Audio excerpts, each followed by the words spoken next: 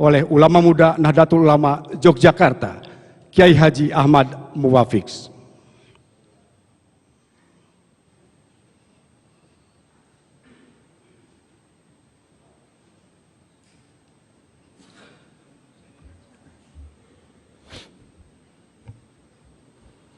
Assalamualaikum warahmatullahi wabarakatuh. Bismillahirrahmanirrahim. Bismillah, alhamdulillah, wassalatu wassalamu ala rasulillah Sayyidina Muhammad ibn Abdillah wa ala alihi wa ashabihi wa azwajihi wa dhurriyyatihi wa ahli baitihi wa man tabi'ahum bi ihsanin ila yaumil qiyamah. Bapak Presiden yang saya hormati, Bapak Wakil Presiden, jajaran Menteri Kabinet Kerja yang saya hormati, Bapak Menteri Agama, Bapak Panglima, dan seluruh jajaran pemerintah Republik Indonesia, tamu undangan, para alim, para ulama yang berbahagia. Alhamdulillah,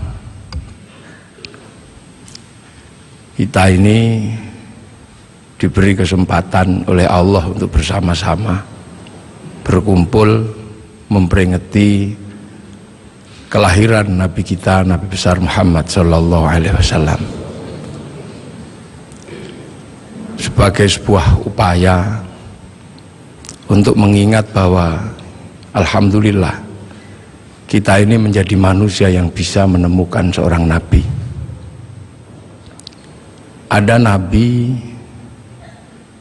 yang orang-orang tidak bisa menemukannya. Nah, kita ini di negeri yang sangat jauh masih menemukan seorang Nabi.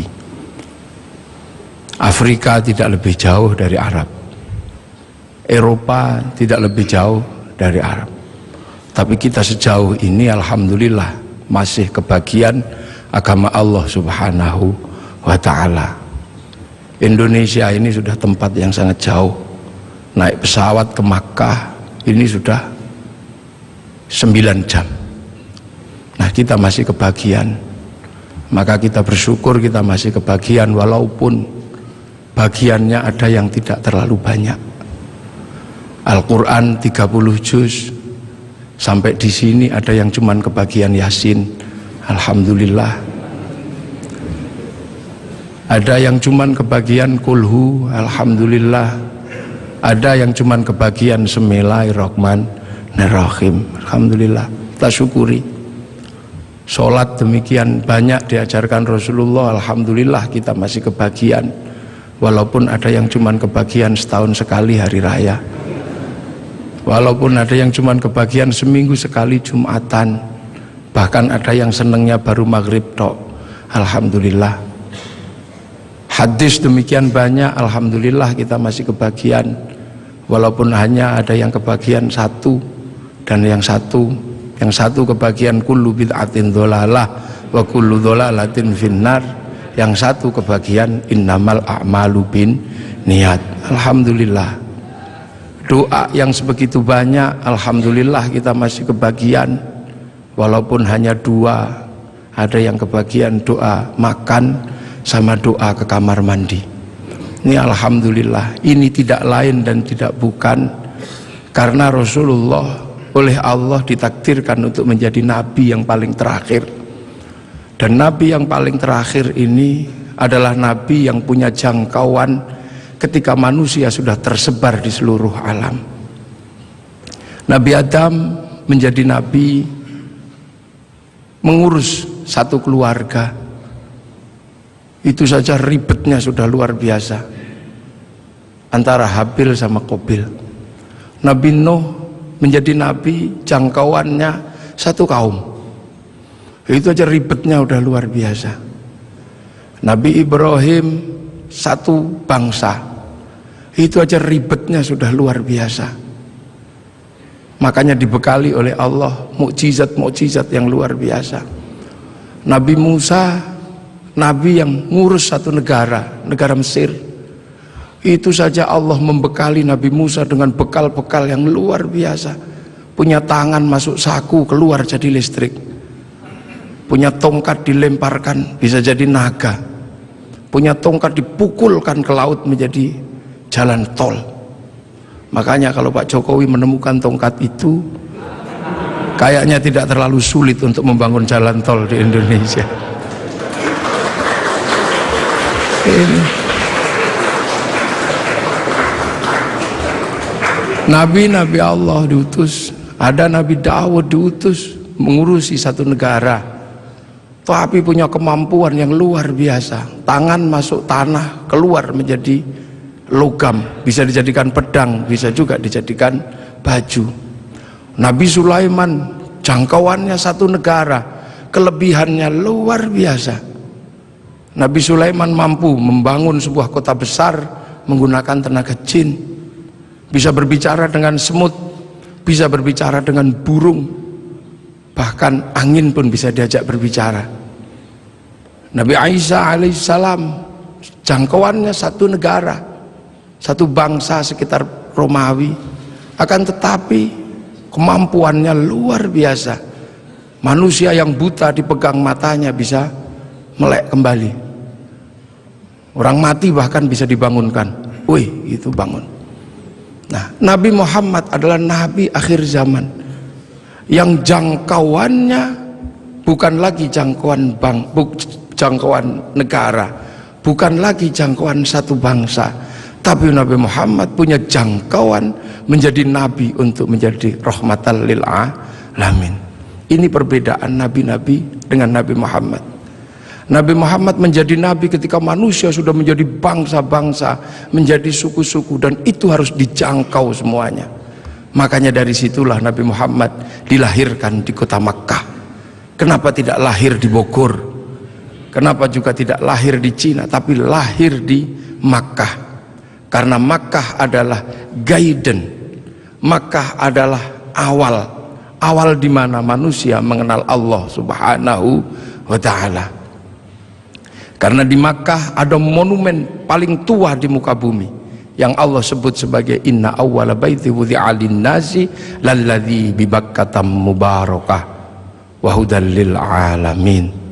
Di situ dibangun bangunan tua, bangunan tertua, bahkan ada yang mengkaji itu sesungguhnya adalah petilasan pertama ketika Nabi Adam turun ke muka bumi, memberikan tanda di situ agar manusia punya guidance kalau harus kembali kepada Allah.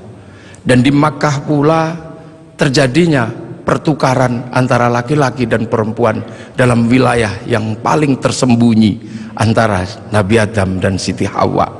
Pertemuan itu diabadikan oleh Allah dengan sebuah tugu yang sangat dikenal dengan nama Jabal Rahmah. Dan dari situ kemudian manusia menjadi beranak pinak, manusia menjadi bangsa, menjadi suku yang tetap di Arab. Kita bisa lihat dengan wajah yang tetap cantik dan tetap ganteng. Yang pindah ke Eropa berubah menjadi tinggi besar dengan rambut merah. Yang ke Cina berubah menjadi sipit dengan pipi yang agak tembem kayak bakpao. Kemudian yang pindah ke Afrika berubah menjadi hitam gosong, yang bisa kita lihat hitam kulitnya. Nah, yang ke Indonesia berubah jadi seperti kita, kecil-kecil, pesek-pesek, seperti inilah ini. Nah, ini semua akan dijangkau dalam konsep rahmatan lil alamin. Nah, manusia ketika berpindah-pindah, guidance itu hilang. Maka Allah kemudian mengutus seorang nabi untuk mencari guidance itu. Diutuslah Nabi Ibrahim alaihissalam untuk menemukan itu. Dan alhamdulillah Nabi Ibrahim ditemani oleh putranya namanya Ismail dan istrinya namanya Hajar, menemukan kembali situs di mana manusia harus kembali kepada Allah. Situs itu dibangun ulang sama Nabi Ibrahim dan berdoa, Rabbana inni askantu min dzurriyyati biwadin ghairi dzi zar'in 'inda baitikal muharram Rabbana liyuqimus sholata waj'al afidatan minan nasi tahwi ilaihim warzuqhum minas thamarati la'allahum yashkurun. Maka karena Nabi Ibrahim menemukan guidance itu, Nabi Ibrahim menjadi orang yang paling terkenal di muka bumi dengan nama yang berbeda-beda. Ada yang menyebut Ibrahim, ada yang menyebut Abraham, bahkan ada yang menyebut sebagai Brahma. Walaupun ini butuh penelitian yang sangat luar biasa mendalam. Kenapa? Karena Nabi Ibrahim ini punya simbol yang kemudian diduplikasi oleh seluruh manusia di muka bumi. Di India ada simbol yang mirip dengan simbol yang ditinggalkan oleh Nabi Ibrahim. Ini butuh kajian mendalam, dan ini mesti saya sampaikan dalam sebuah forum kenegaraan seperti ini.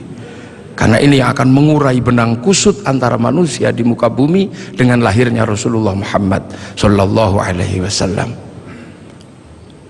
Umat Islam mengenal Ka'bah, sebuah batu dengan tengah yang tidak ada isinya apa-apa, kosong. Di India ada bangunan yang sama, batu dengan isi yang tidak ada isinya di tengah, namanya stupa. Di Islam ada namanya Jabal Rahmah, sebuah tugu batu. Kemudian di India dikenal ada yang namanya Linggayoni. Ada air yang namanya Zam-Zam. Kemudian ada air yang bernama Gangga Yamuna. Ada perjalanan suci dengan kain selempang. Di sini ada berwarna putih, di sana ada berwarna kuning. Selesai perjalanan suci, ada urusan yang sama terkait dengan urusan rambut. Yang di sini tahallul, yang di sana digundul. Selesai perjalanan suci itu semuanya ada darah. Yang di sini ada kurban, yang di sana ada gadri. Dan kalau sudah bersujud, meninggalkan hitam 2, yang di sini 2, yang di sana 8. Ini butuh kajian yang sangat mendalam, bahwa ini adalah awal dari yang namanya millata Ibrahim. Kemudian guidance itu bergeser karena Nabi Ibrahim meninggal, diteruskan oleh 2 putranya, yang satu bernama Ismail, yang satu bernama Ishak. Dan guidance itu berubah ketika Ishak punya anak yang namanya Yakub atau Israel, yang punya anak 12 yang kemudian dikenal dengan nama Bani Israel. Guidance ini bergeser. Akan tetapi kemudian Allah menunjukkan kembali, ini harus dikembalikan kepada guidance awal, kepada jalur awal. Maka kemudian dilahirkanlah Rasulullah di kota Makkah. Makkah adalah kunci di mana harus dikembalikan kembali manusia kepada Allah. Itulah kenapa kemudian Rasulullah lahir di kota Makkah. Untuk apa? Mengembalikan simbol kenabian dari awal sampai akhir sebagai wujud khatamul nabiyan. Maka kemudian diangkatlah Rasulullah ke langit, dan Rasulullah ditunjukkan di mana jejak para pendahulunya.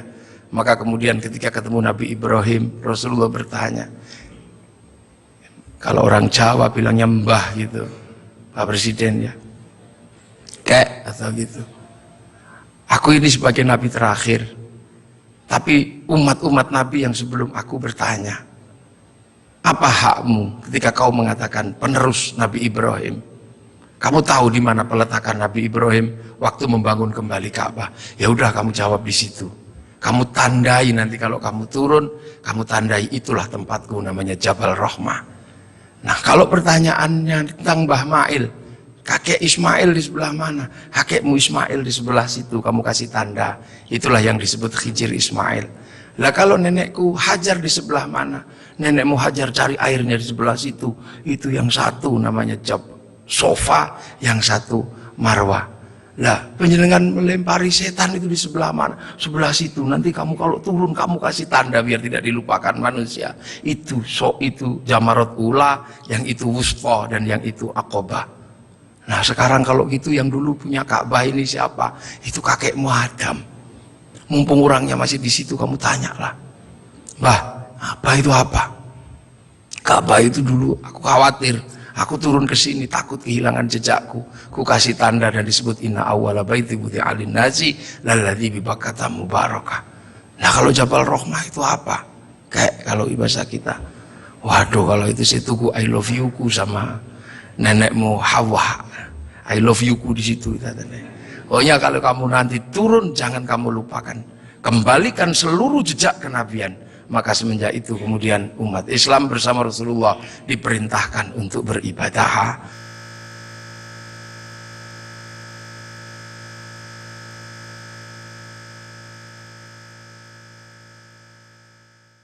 Rasul adalah khatamul anbiya wal mursalin, dan jejak kenabian yang mengarahkan kepada Allah ada di Makkah dengan situs tertuanya adalah Ka'bah. Pemahaman tentang Rasulullah lahir di Mekah ini juga akhirnya menjadi kunci Kunci apa? Kunci bagi kita semua bahwa kita bukan orang Makkah, kita orang Indonesia. Rasul di Makkah, Rasul ini lahir di Arab. Maka kemudian pelajaran Islam pertama didedikasikan untuk mengajari orang Arab agar kembali kepada Allah. Dan Rasul tidak pernah kemana-mana. Rasul mengajarkan Islam hanya sampai di kota Madinah. Setelah itu dalam waktu 22 tahun Rasulullah meninggal. Nah, memahami Rasul yang lahir di Mekah adalah menjadi tonggak. Lantas bagaimana bisa Rasul yang ada di Makkah bisa sampai ke Indonesia ajarannya, dan 90% penduduk Indonesia mengikuti Rasulullah Muhammad sallallahu alaihi wasallam. Ini pasti bukan sesuatu yang mudah.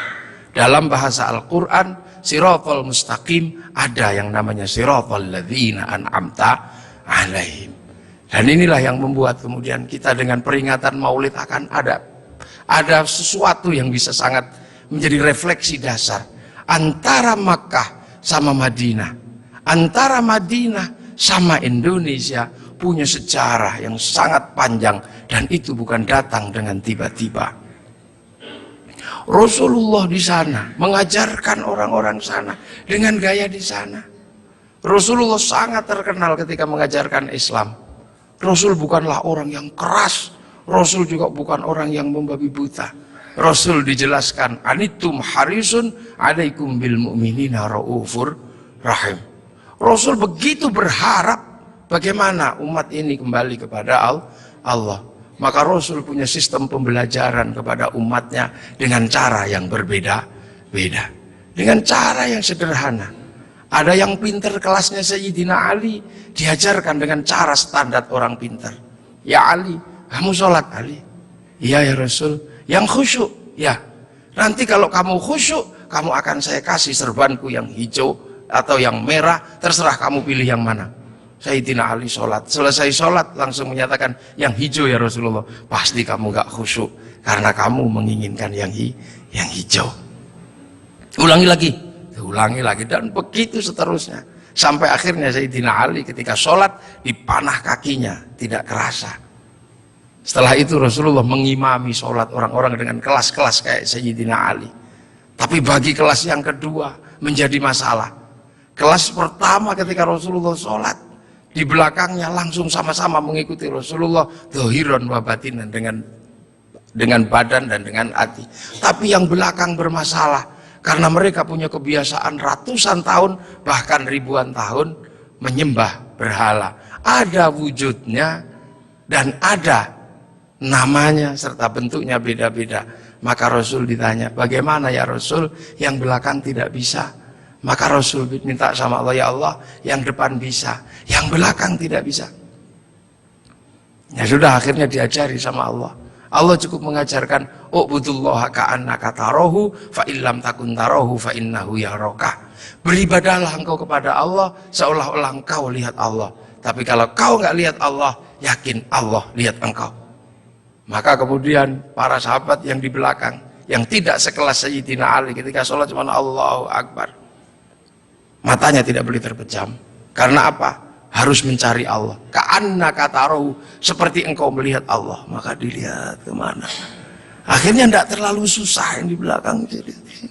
Tapi ketika engkau lihat kemanapun Allah kamu gak lihat, kamu cukup yakin bahwa kamu sedang dilihat oleh Allah. Maka sholat menjadi mudah bagi orang yang tidak sekelas Sayyidina Ali. Sholat boleh melihat apa saja, bahkan boleh mendengarkan suara bakso, bahkan boleh melihat sarung yang bolong. Tapi tidak boleh, karena harus ingat bahwa sedang dilihat Allah, maka tidak boleh pesen bakso rong mangkok, itu tidak boleh, 2 mangkok tidak boleh. Nah akhirnya yang depan yang pinter bisa sholat, yang belakang bisa sholat. Bahkan ketika Rasulullah menghadapi para sahabat yang berbeda, Rasulullah lagi ngajar ngaji, tiba-tiba dari belakang ada yang teriak, mat, mat, mat. Ini sesuatu yang tidak lazim waktu itu. Karena apa? Semua dilarang menyebut Rasulullah dengan sebutan mat atau Muhammad. La taj'alu du'a ar-rasuli bainakum ka du'a'i ba'dikum ba'dha.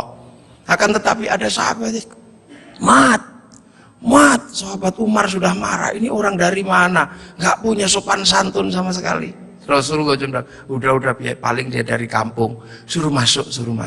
Akhirnya begitu suruh masuk ke dalam masjid, bukannya apa-apa, bilang, "Mat, apa? Aku pengen kencing." Ya sudah, kencing lah. Disuruh cari toilet, ternyata nggak cari toilet, malah kencing di dalam masjid. Sayyidina Umar sudah nggak tahan melihat kelakuan seperti ini, maka kemudian tariklah pedang Sayyidina Umar, mau dipenggal ini kepalanya. Rasulullah cuma mengatakan, "Umar jangan, begini-begini juga umatku, ini datang dari kampung yang sangat jauh, di kampungnya memang terbiasa kalau kencing sembarangan, ada bantrek juga dikencingi, ada selokan dikencingi, gini-gini juga umatku, gini-gini juga santriku, tapi ini santri dari Bogor." Ibaratnya begitu. Dan itu akhirnya diabadikan oleh Allah. Wajah amin aqsal Madinah, datang seorang dari pelosok. Kalau Allah sudah menggunakan bahasa aqsa, itu artinya adalah jauh, yang sangat jauh. Kalau dalam bahasanya Bapak Presiden namanya Jabal Kat, enggak tahu entah di mana. Kalau jauh gitu aja, bait. Rasulullah yang diopeni macem-macem. Ada yang senangannya tidur di masjid, tapi ibadahnya bolong-bolong. Kalau Rasulullah datang, dia langsung bangun pertama kali, salaman, cup, tidur lagi. Ini ada di zaman Rasulullah. Kemudian setelah Rasulullah selesai sholat, Rasulullah digandoli, Pak Presiden, digandoli gini. Kemudian bertanya, "Ya Rasul, apa? Kapan kiamat itu?" Kamu itu jangan tanya kiamat, kayak kiamat itu pakai ibadah, pakai bekal. Kamu tak lihat cuma tidur tok, suluman salaman, bekalmu apa? Bekalku bukan itu ya Rasul. Kenapa? Cinta sama engkau ya Rasul. Cinta tok, gak jalan? Enggak ya Rasul. Cinta kan tidak harus memiliki ya Rasul. Akhirnya ya sudah, kalau kau cinta aku. Rasul pergi. Ketika Rasul pergi, digandoli lagi. Ya Rasul, ada apa lagi? Aku sudah jujur sama engkau ya Rasul. Ada apa? Aku kan cinta sama engkau. Engkau cinta sama aku ya Rasul? Ya iya, wong kamu cinta sama aku ya cinta sama engkau. Nah, kalau gitu ceritanya Rasul kan, kalau cinta sama aku ini yang penting. Orang cinta kan nggak mungkin tega meninggalkan kekasihnya di neraka. Makanya Rasul pasti nggak tega besok kalau cinta sama aku meninggalkan aku di neraka. Iya, nanti kamu tak ajak ke surga. Man ahabbani kana ma'i fil jannah. Asbabul wurudnya hadis itu adalah itu. Kemudian saking senengnya dia lari, yes gitu, lari. Begitu dia lari, Sayyidina Abu Bakar datang tergopoh-gopoh. Ya Rasul, bener nggak yang tadi itu cinta tok masuk surga? Iya ya Abu Bakar. Cinta tok ya Rasul? Iya. Maka Sayyidina Abu Bakar, dia cinta tok akan dibawa Rasul ke surga. Kayaknya aku lebih mungkin ini. Anak tak kasihkan, unta tak kasihkan. Kayaknya aku ini lebih mungkin. Sayyidina Abu Bakar langsung joget ini, iya, muter sampai jubahnya terangkat. Inilah yang akhirnya jadi manhaj torekohnya Sayyid Jalaluddin Rumi, yang dikenal dengan torekoh Maulawiyah, yang sekarang dikenal dengan nama Tahrisu Sufi.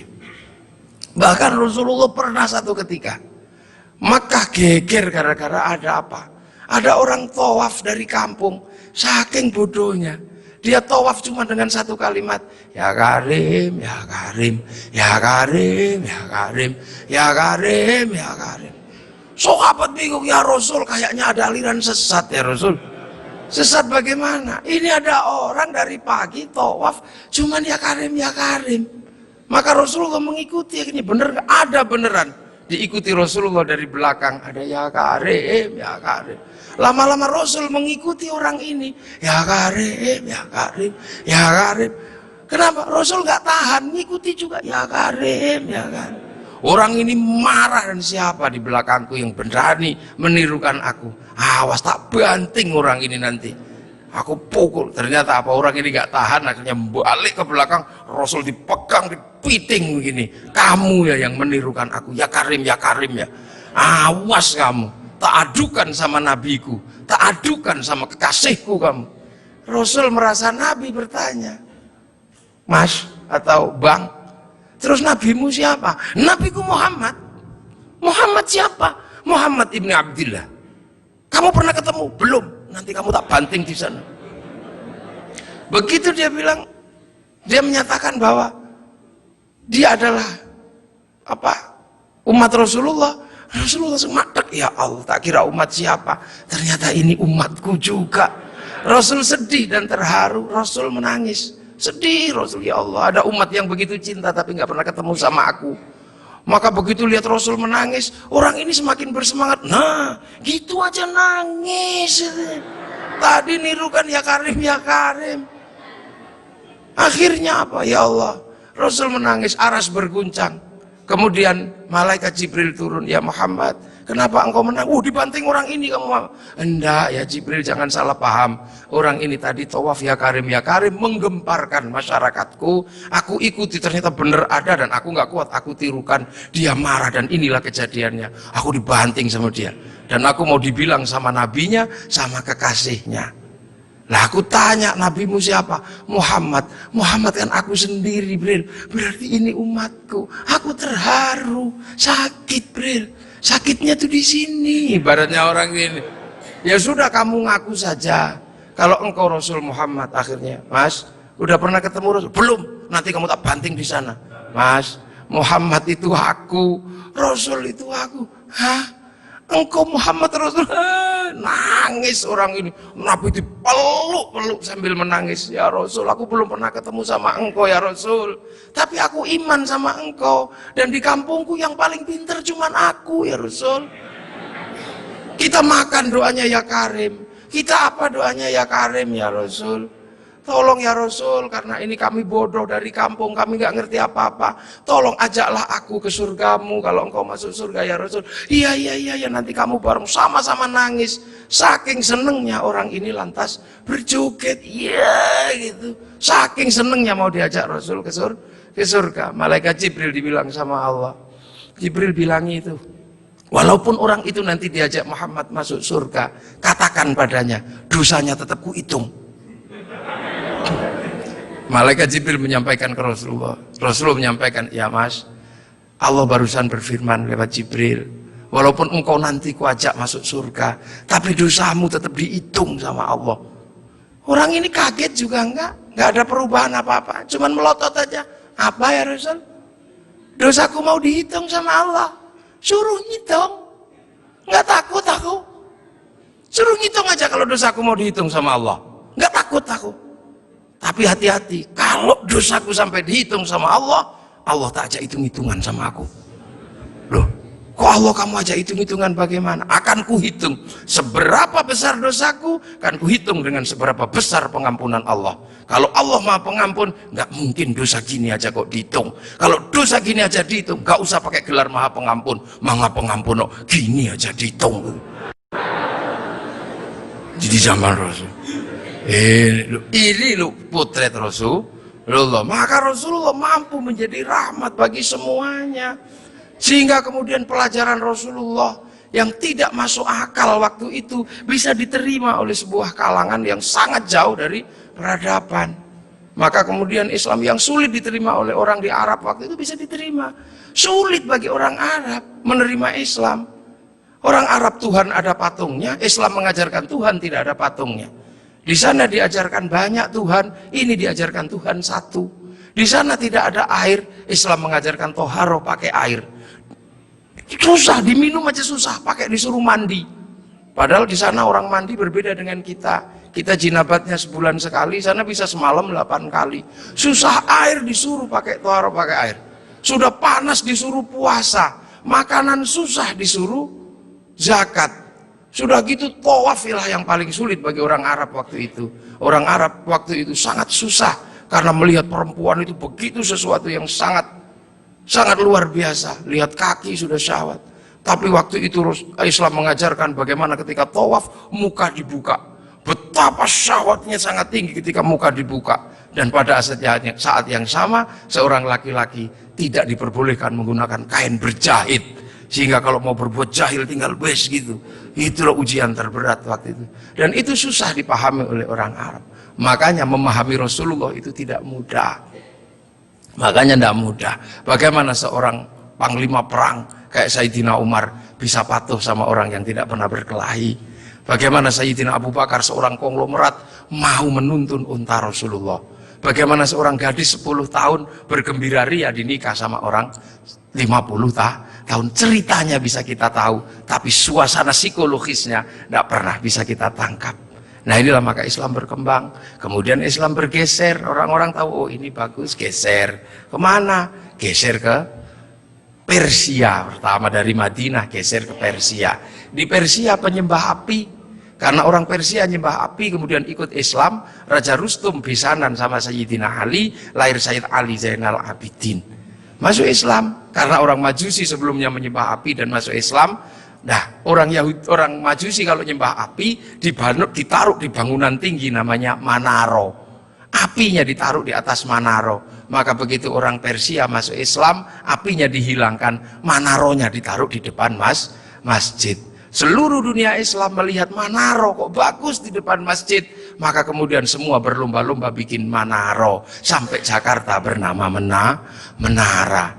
Tiangnya adalah tinggalan orang Majusi. Lah kemudian di situ terjadi peristiwa yang luar biasa. Setelah itu, sebelum sampai ke sini, terjadi peristiwa luar biasa. Pada tanggal 10 Asyura, seluruh cucu-cucu Rasulullah terbunuh oleh Yazid bin Muawiyah. Maka bulan Asyura adalah bulan duka kaum muslimin dunia. Makanya orang Indonesia, terutama di kampungnya Bapak Presiden, menyebut bulan Asyura dengan sebutan bulan Suro. Ekornya saja yang diambil. Karena orang Jawa itu sukanya ngambil ekornya aja. Muhammad diambil mat, Asyura diambil Suro. Makanya di bulan Asyura orang berduka karena terbunuhnya cucu Rasulullah. Maka di Jawa ada tradisi tidak mantu, tidak nikahkan anak, itu karena bulan duka. Di Jogja ada yang namanya keliling beteng. Maksudnya di bulan Suro jangan terlalu banyak mulut, jaga mulut. Nah di Solo mengikuti kebo Kiai Slamet, kalau kebunnya keluar taiknya diusapkan ke seluruh tubuh. Ini bulan duka, jangan bersolek. Dan biasanya bulan Asyura di Indonesia diikuti dengan santunan anak yatim. Nah inilah. Dan dari situ terus Islam bergerak, makanya monumen-monumen itu. Lahir Sayyid Ali Zainal Abidin. Lah Sayyid Ali Zainal Abidin kemudian bergeser, punya anak Sayyid Muhammad Baqir, menjauh punya anak Sayyid Ja'far Shadiq, menjauh diteruskan sama Sayyid Ali Uraidi, menjauh diteruskan sama namanya Sayyid Muhammad, diteruskan Sayyid Ubaidillah, teruskan Sayyid Isa Naqib, diteruskan sama Sayyid Ahmad Al-Muhajir, teruskan Sayyid Alwi, teruskan Sayyid Muhammad, teruskan Sayyid Alwi, diteruskan namanya Sayyid Ali Khalid Qasam, teruskan putranya namanya Sayyid Ahmad Sohib Mirbat, teruskan namanya Sayyid Alawi Amil Faqih, punya anak Sayyid Abdul Malik sampai Mongolia, punya anak Sayyid Ahmad Jalaluddin sampai Campa, punya anak Sayyid Muhammad sampai Pase, dan punya anak Sayyid Jamaluddin Al-Husaini Al-Kabir sampai tanah Nusantara di pedalaman, yang kemudian karena turunnya di Jawa, Sayyid Jamaluddin Al-Husaini Al-Kabir, orang Jawa punya Hono Coroko, maka kemudian di Jawa dikenal dengan nama Syekh Jumadil Kubro. Dan disitulah kemudian Islam ketemu dengan kebudayaan peradaban Nusantara. Nah inilah tonggak Makkah ini yang akhirnya menjadi penjelasan, oh ternyata Makkah sini geser di sini. Dan kemudian kita diingatkan bahwa Syekh Jumadil Kubro punya anak namanya Said Ibrahim pindah Palang Tuban sana, punya anak namanya Raden Rohmat Sunan Ampel. Nah ini yang kemudian bangun peradaban baru di Nusantara. Syekh Jumadil Kubro punya murid namanya Samsuddin pindah Jawa Barat, dikenal dengan nama Syekh Kuro, punya murid namanya Datuk Kahfi pindah Cirebon, punya murid namanya Syarif Hidayatullah Sunan Gunung Jati. Nah inilah baru kita kemudian menemukan titik sini. Nah pertanyaan-pertanyaan besarnya inilah yang akhirnya kemudian menjadi penjelasan.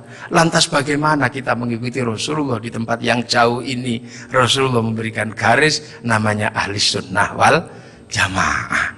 Bahwa Rasulullah yang diajar pertama wal jamaahnya bernama sahabat. Wal jamaahnya sahabat generasi kedua namanya tabi'in. Tabi'in punya generasi berikutnya namanya tabi'ut tabi'in. Dan kita ini adalah generasinya para ulama. Yang cara pembelajarannya sangat berbeda. Di Arab sana Rasulullah mengajarkan bagaimana makan dengan 3 jari. Masih bisa dijalankan sampai hari ini karena di sana masih kurma sama roti. Begitu sampai di Nusantara sudah tidak kurma dan tidak roti, tapi sudah soto. Maka makan dengan 3 jari sudah bukan sesuatu yang mudah. Di sana kurban pakai unta. Di sini tidak lahir unta, tapi lahir kerbau sama sapi. Karena terlahir kerbau sama sapi, maka jangan memaksakan diri kurban pakai unta. Nanti ditangkap oleh polisi karena nyuri untanya Kebun Raya Bogor. Ini di sana masih bisa pakai jenggot dengan utuh, tapi di sini rasnya adalah ras Mongoloid, sudah tidak punya jenggot. Inilah maka ulama-ulama awal yang datang ke sini tidak pernah ribut masalah simbol-simbol yang tidak bisa dilakukan oleh orang Indonesia. Nah, sekarang ini tugas pemerintah karena banyak orang yang kemudian lupa kedudukan itu. Kemudian memaksakan menjadi orang dipaksa langsung ikut seperti Rasulullah. Nah, ini yang harus kita pahami bahwa kita ini berkedudukan sangat jauh. Quran saja berbeda-beda ketika mengajarkan. Di awal Rasulullah Quran tidak ditulis. Kenapa? Karena sahabat apal Quran. Orang apal tidak perlu menulis. Saya apal wajah istri saya, nggak pernah bawa fotonya kemana-mana. Karena saya apal. Makanya ibu-ibu yang fotonya dibawa kemana-mana jangan seneng dulu. Jangan-jangan karena belum apal. Lalu kemudian setelah Rasulullah meninggal, sahabat nulis Quran. Nulis Quran sahabat. Untuk apa? Untuk tabiin yang tidak ketemu Rasulullah. Tiba-tiba generasi sahabat meninggal, tabiin mengajar bawahnya. Qurannya sahabat terlalu pinter, cuma lungki-lungki kayak cacing gitu aja. Maka kemudian dikasih titik oleh Abul Aswad Ad-Du'ali. Disebar lagi, generasi pertamanya hilang, titik-titik nggak cukup, maka dikasih fathah, kasroh, dhamma atau syakal. Yang ngasih syakal Syekh Khalil bin Ahmad Al-Farahidi. Disebar lagi, yang baca Quran karena Islam rahmatan lil alamin, bukan lagi orang Arab semata. Orang Andalusia baca Quran wadduha, keliru menjadi wadduhe. Ini. Nah, orang Turki mustaqim, mustaqin. Masuk ke Indonesia dibaca oleh orang Padang lakanud, keluarnya lakanui. Karena orang Padang kalau bilang Muhammad Mahamme. Orang Sunda ketika baca alladzina, sebagian besar keluarnya alladzina. Begitu masuk ke Jawa, ketemu dengan huruf hono coroko. Alhamdu karena punyanya ko, gak punya huruf ha, maka alhamdu menjadi alkamdu, al-fatihah menjadi al-fatihah. Ini itu.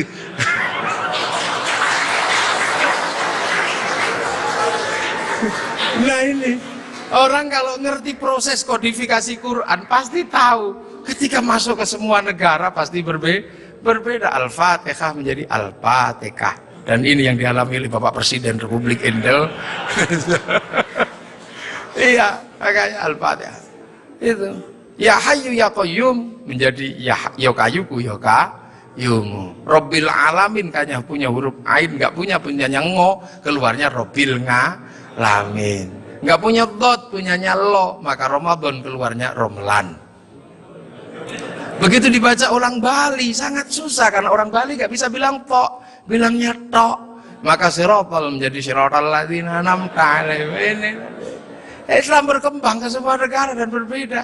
Ketika dibaca oleh orang Bugis alaihim, keluarnya alaihing. Karena orang Bugis kalau bilang n jadi eng, kalau bilang eng jadi n. Makanya ada dulu mantan Kabulok bernama Beduamang, itu berasal dari Abdurrahman. Nah itulah makanya kemudian Islam bergerak. Nah lantas apa? Lantas terciptalah sebuah ilmu untuk bagaimana orang di seluruh dunia Islam mampu membaca Al-Quran. Dibikinkanlah sebuah ilmu yang dikasih judul At-Tajwid fi Qiraatil Quran, yang nulis Abu Ubay Qasim bin Salam. Orang akan tahu. Nah ini generasinya para ulama. Dan yang paling besar, yang mungkin Bapak Presiden sudah pernah saya sampaikan, tapi ingin saya sampaikan lagi, biar kita tidak lupa. Ada perubahan besar ketika masuk ke tanah Nusantara. Di mana waktu itu tanah Nusantara sangat susah dimasuki Islam. Kenapa? Ini bangsa sudah sangat beradab. Bangsa ini bukan bangsa kecil. Tahun 1222 ke atas sebelum tahun 1300 sudah mampu menaklukkan Mongolia. Sebuah kekuatan internasional yang menaklukkan Eropa, menaklukkan Arab, mampu ditaklukkan oleh kekuatan Nusantara yang namanya Singasari. Makanya hal itu bisa kita lihat betapa kita bangsa punya tinggalan-tinggalan yang luar biasa. Orang Arab punya alat musik yang namanya terbang, terbuat dari kayu dan kulit. Orang Eropa punya alat musik yang namanya gitar, terbuat dari kayu dan tali. Tapi orang Nusantara, salah satu alat musiknya adalah gamelan, terbuat dari logam. Hanya bangsa yang menguasai ilmu pertambangan yang maju dan penguasaan metalurgi yang mapan mampu membuat alat musik dari logam. Dalam cerita-cerita besar, kita juga punya cerita besar yang sama. Orang Eropa punya cerita tentang Cinderella. Kita punya cerita bawang putih, bawang merah. Orang Eropa punya Samson, orang Arab punya Sam'on, kita punya Bandung Bondowoso, kita punya Sangkuriang, kita punya si pahit lidah. Orang Sanya punya cerita Romeo Juliet, orang Arab punya cerita yang namanya Laila Majnun, kita punya cerita Andi-Andi Lumut, kita punya cerita, banyak sekali cerita cinta di Indonesia. Sana punya cerita namanya Kura-Kura Ninja, kita punya cerita Kancil Nyuriti. Timur sama saja, apa bedanya? Bahasa-bahasa kita juga bahasa-bahasa yang tidak bisa direndahkan. Orang Inggris bilang rice, orang Arab bilang rus, orang kita bilangnya macam-macam. Kalau masih di sawah namanya padi, kalau sudah dipanen namanya gabah, kalau sudah digiling namanya beras, kalau patah-patah namanya menir. Kalau dibungkus namanya lontong pakai daun. Kalau dibungkus pakai namanya ketupat pakai janur. Kalau tidak dibungkus namanya nasi. Dicuri satu namanya sebutir nasi. Kalau diuplek-uplek namanya bubur. Pantatnya kosong namanya kerak atau intip. Sana cuma rice sama rus. Ini yang kita tidak boleh malu menjadi bangsa Indonesia. Semua yang kita miliki sama. Ini menandakan bahwa kita pernah menjadi sebuah bangsa yang besar, berkasta-kasta, berbeda-beda. Maka kemudian Islam mulai memperkenalkan konsep besar sehingga kita punya bangsa dan negara. Konsep besar apa? Diperkenalkanlah bagaimana hidup bersama, saling menjaga. Diperkenalkan konsep besar namanya musyarakah yang akhirnya dikenal dengan bahasa masyarakat. Kalau sudah jadi musyarakah, semua harus saling mengerti dan saling bertanggung jawab. Maka diajarkanlah menggunakan kalimat Rasulullah, kullukum ra'in wa kullukum mas'ulun an ra'iyati. Raja dan hamba dihilangkan, diganti dengan ra'iyah yang diserap ke bahasa Indonesia menjadi rakyat. Dan satu-satunya bangsa Islam di dunia yang mampu mengadaptasi kalimat ra'iyah menjadi rakyat hanya ulama-ulama Indonesia. Hanya ulama Indonesia. Nah kenapa? Karena kita ini pilihannya berbeda. Pilihan bangsa yang disebut waja'alnakum syu'uban wa qabaila, disinilah tempatnya. Arab tidak ditemukan bangsa yang berbeda, mereka satu bangsa. Eropa satu bangsa, Arab satu bangsa dipikul puluhan negara. Eropa satu bangsa dipikul puluhan negara. Tapi disinilah ada satu-satunya tempat puluhan bangsa bisa dipikul oleh satu negara, Kesatuan Republik Indonesia. Makanya harus disatukan. Tidak ada lagi raja hamba, yang adalah ra'iyah. Kalau sudah ra'iyah, tidak boleh lagi menyebut kafir. Kenapa? Karena kafir adalah orang yang menentang Allah dan memusuhi kaum muslimin. Kalau sudah hidup bersama namanya dhimmi. Kalau sudah saling bertanggung jawab namanya ra'iyah. Maka ketika para ulama sudah menyebut kita dengan sebutan rakyat, jangan lagi kau turunkan derajat ra'iyah menjadi derajat kafir. Maka tidak ada lagi kata kafir di Indonesia karena sudah ra'iyah atau rakyat. Ini kenapa para ulama sepuh tidak ada yang menyebut kafir. Kemudian ra'iyah kalau berkumpul diajarkan bagaimana hidup bersama, berbahagialah, berbicaralah dengan baik-baik. Maka konsep yang ditawarkan adalah wasyawirhum fil amri. Maka kemudian ra'iyah yang hidup bersama dan berbicara secara bersama disebut musyawarah. Kalimat wasyawirhum fil amri. Kemudian kalau bermusyawarah jangan menang-menangan sendiri, berbagilah, saling bertoleransi. Maka kemudian lahirlah konsep besar, konsepnya disebut tafassahu fil majalis. Maka kemudian muncullah istilah majelis. Dan ketika para ra'iyah mengangkat pemimpin, harus seluas cakrawala yang pernah diajarkan Allah, wasi'a kursiyyus samawat, maka kedudukannya adalah bernama kursi. Ada kursi presiden, ada kursi DPR, ada kursi menteri. Karena daerah ini yang membangun adalah para wali, maka kawasan ini disebut wilayah. Kalau saya mau tanya, di mana negara dengan konsep dasar keagamaan Islam yang mampu membangun sebuah struktur negara hari ini, itu ada di Indonesia. Maka jangan kau sebut negeri ini negeri tauhid, karena ra'iyah musyawarah, termasuk kursiyun, termasuk majelis, termasuk wilayah, bukan menjadi bahasa orang nongkrong, tapi ini adalah bahasa resmi negara yang tertuang dalam Undang-Undang Dasar Negara Republik Indonesia tahun 1945. Dan inilah yang membuat kita, makanya insya Allah kita ini akhirnya alhamdulillah, kita akhirnya tahu, oh ternyata kita ini pengikut Rasulullah, tapi bukan pada pangkat sahabat, bukan pun pada pangkat tabiin, tapi kita pengikut Rasulullah pada pangkat muridnya para ulama. Makanya biasa saja kadang di sini kayak gini, kita diajarkan bagaimana hidup bersama, karena kita wal jamaah Indonesia. Makanya Bapak Presiden waktu kecil pasti dengar orang di Jawa sana kalau sholat zuhur mestinya 11:30, Pak Pratik ya, itu bisa mundur sampai 1:30. Kenapa? Karena jamaahnya masih ada di sawah. Terus Allahu Akbar, Allahu Akbar, sambil nunggu. Lantas pujian Robana datang, ada tombowati karena capek nunggu ya pegel, sampai ada diuruki anjang. Nah, itu cara di sini. Terus sholat. Nah, sholat di sini Allahu Akbar. Karena sinyalnya jauh, kita ini pemancar lokal. Biasa sinyalnya suka hilang kan, Allah. Ada bakso gitu, ding ding, sinyalnya hilang. Bakso gitu. Nah, inilah Indonesia. Makanya karena sinyal yang hilang, habis itu para ulama mengajarkan kalau kepalamu bocor seperti itu, nggak inget Allah, inget apa, udahlah kalau habis sholat ditambal, maka habis sholat ada zikir la ilallah, la ilallah. Nah sekarang ada yang protes, kenapa berzikir pakai gini-gini? Bukankah sahabat kalau zikir terdiam? Sahabat murid Rasulullah, terlalu dekat dengan Rasulullah, batinnya wusul kepada Allah sampai ke sana. Kalau wal jamaahnya ulama disuruh diam begini, tidur.